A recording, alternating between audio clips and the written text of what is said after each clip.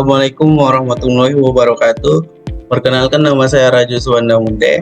Saya mahasiswa Universitas Labuan Batu dari Fakultas Sains dan Teknologi, Prodi Teknologi Informasi. Di sini saya akan menjelaskan beberapa poin penting tentang topologi jaringan. Sebelum saya masuk beberapa jenis topologi jaringan beserta kelebihan dan kekurangannya, sini saya akan menjelaskan terlebih dahulu definisi topologi jaringan. Yang di sini ada topologi adalah suatu aturan rules bagaimana menghubungkan komputer satu sama lain secara fisik dan pola hubungan antara komponen-komponen yang berkomunikasi melalui peralatan atau media jaringan.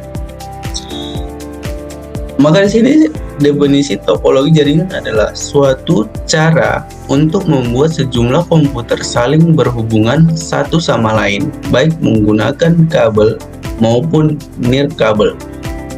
Tujuan topologi jaringan adalah demi kemudahan pertukaran informasi. Sini saya akan lanjut. Di sini adalah jenis-jenis topologi. Yang pertama adalah topologi bus. Topologi bus bisa dibilang topologi yang sangat jadul, zaman dulu.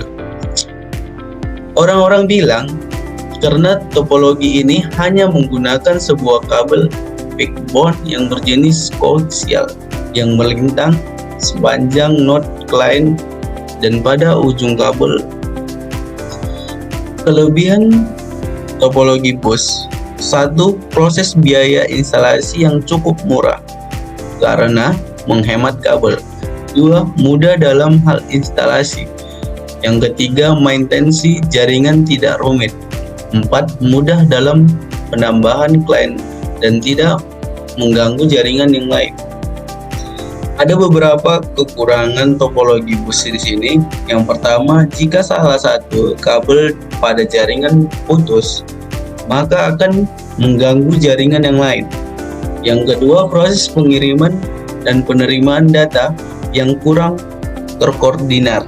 Terkoordinir artinya sering terjadi tabrakan data, proses pengiriman data. Yang ketiga, tidak dapat dikembangkan untuk jaringan ke depannya. Oke, kita lanjut.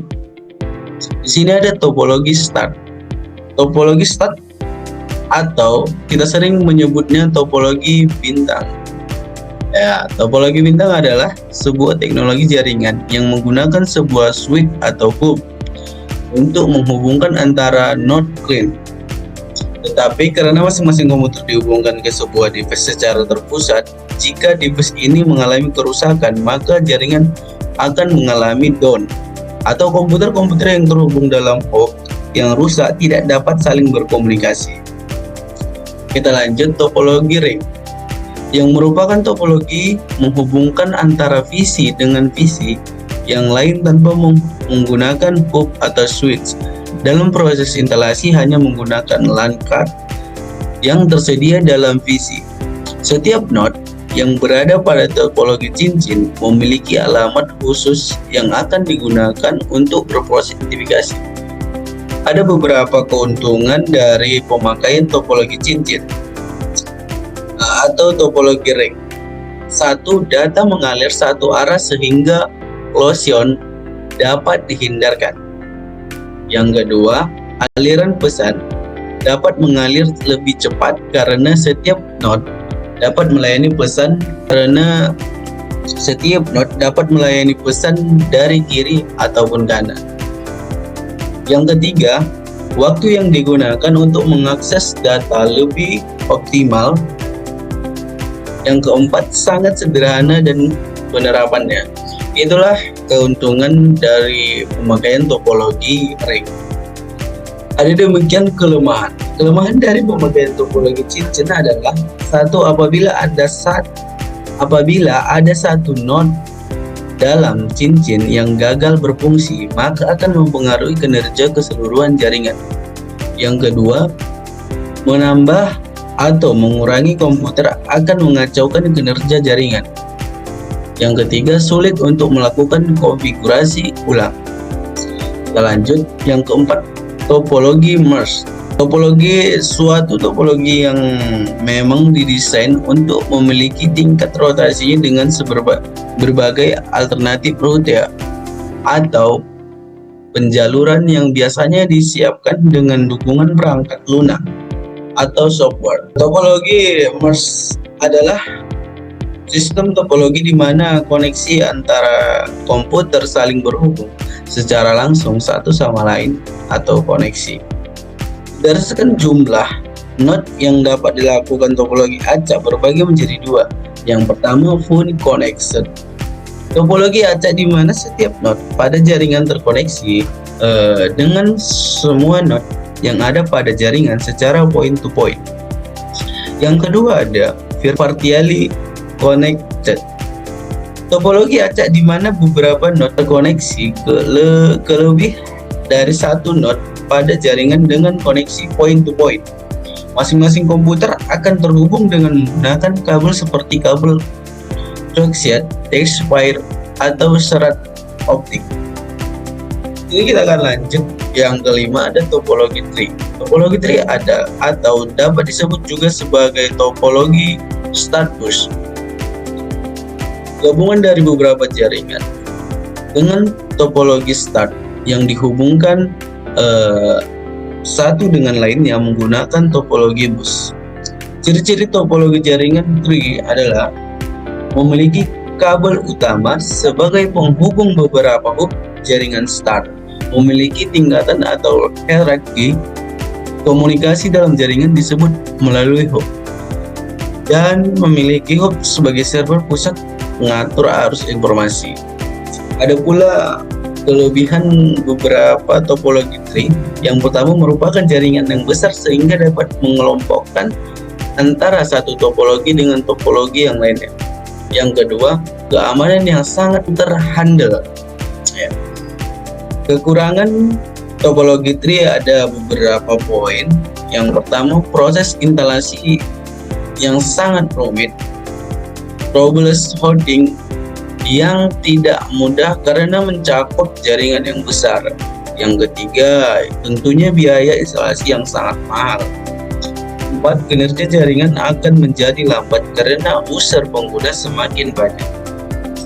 Itulah kelebihan dan kekurangan topologi tree. Oke, kita akan lanjut ke seterusnya yang kena pada topologi hybrid. Topologi yang ini adalah gabungan dari dua atau lebih jenis topologi jaringan yang berbeda.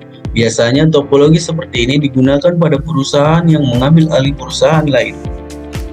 Topologi hybrid mengacu pada perhubungan dua atau lebih topologi jaringan yang berbeda seperti topologi start dan topologi ring.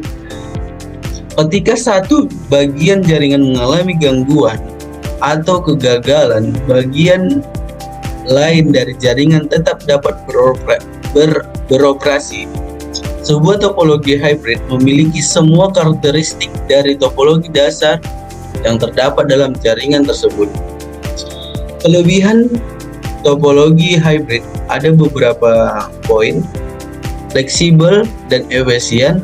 Yang kedua, tipe jaringan bisa disesuaikan dengan tujuan tertentu. Yang ketiga, tentunya kecepatan jaringan cukup stabil. Ada kekurangan topologi hybrid, yaitu biaya pengelolaan atau perawatan terjadi cukup tinggi karena skema topologi gabungan.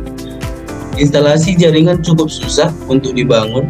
Yang ketiga, jaringan tipe ini membutuhkan perangkat jaringan yang cukup banyak, yaitu hub seperti switch, router, serta access point, line card, dan release card. Oke, kita lanjut. Yang ketujuh ada topologi V2V atau peer to peer. Topologi jaringan ini adalah topologi jaringan yang menghubungkan dua komputer dengan satu buah kabel. Bisa dibilang bahwa topologi jaringan jenis ini adalah yang paling sederhana dibandingkan dengan yang lain. Kemudian ada beberapa di sini kelebihan topologi ini. Yang pertama, bandwidth yang sangat besar, instalasi yang cukup mudah. Yang ketiga, tidak memakai biaya yang mahal. Masing-masing PC dapat berperan sebagai client maupun server. Ada beberapa dua poin kekurangan dari topologi peer-to-peer. Yang pertama, segi keamanan yang sangat kurang. Yang kedua, dikembangkan untuk kebutuhan ke depannya. Kita akan lanjut yang ke-8, topologi wireless. Topologi ini menggunakan gelombang radio yang berkomunikasi dengan lainnya.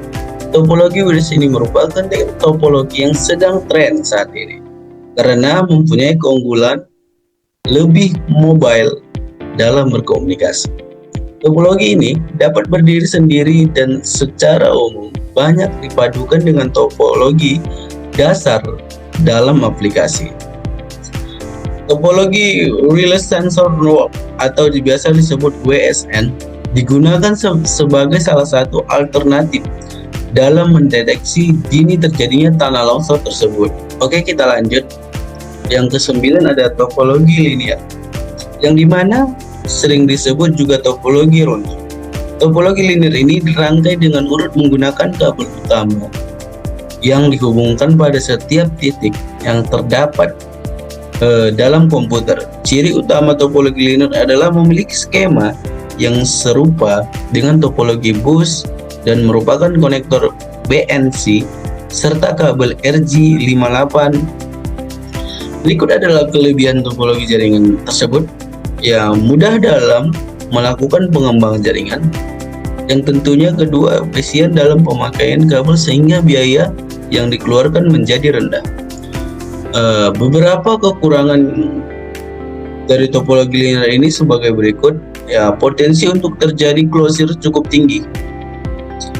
Karena itulah topologi jenis ini hanya sesuai untuk jaringan komputer dalam skala kecil. Yang kedua, keamanan data kurang terjamin. Yang ketiga, jika ada penambahan jumlah pengguna, proses transfer data akan menjadi lambat. Yang keempat, wajib menggunakan perangkat tambahan seperti resistor untuk koneksi jarak jauh dan terminator. Yang kelima, ada batasan maksimal jumlah node yang bisa terhubung dalam satu sistem topologi. Yang keenam, rusaknya kabel penghubung utama akan membuat keseluruhan sistem akan rusak. Yang ketujuh, untuk mendeteksi kerusakan pada terjadi masalah. Sulit untuk mendeteksi kerusakan jika terjadi masalah. Logical topologi adalah merupakan cara sebuah sinyal atau pesan berlaku pada media di jaringan. Pesan dalam hal ini akan melewati jaringan dari node ke node lainnya tanpa memperhatikan kondisi fisik dari node. Logika topologi memiliki klarifikasi yang tidak jauh berbeda dengan klarifikasi pada physical topologi. Kita akan lanjut faktor-faktor yang mempengaruhi pemilihan topologi jaringan. Ada dari skala jaringan, untuk jaringan kecil seperti kantor atau laboratorium, topologi stak atau bus memilih lebih cocok karena sederhana dan mudah dipasang. Yang kedua, untuk jaringan besar seperti universitas atau rumah sakit, instalasi pemerintah, topologi tree atau hybrid lebih sesuai karena mampu menampung lebih banyak node yang segmen jaringan. Faktor yang kedua adalah jumlah perangkat yang terhubung. Semakin banyak komputer, printer atau server atau perangkat lain yang akan dihubungkan, maka semakin kompleks pula topologi yang dibutuhkan.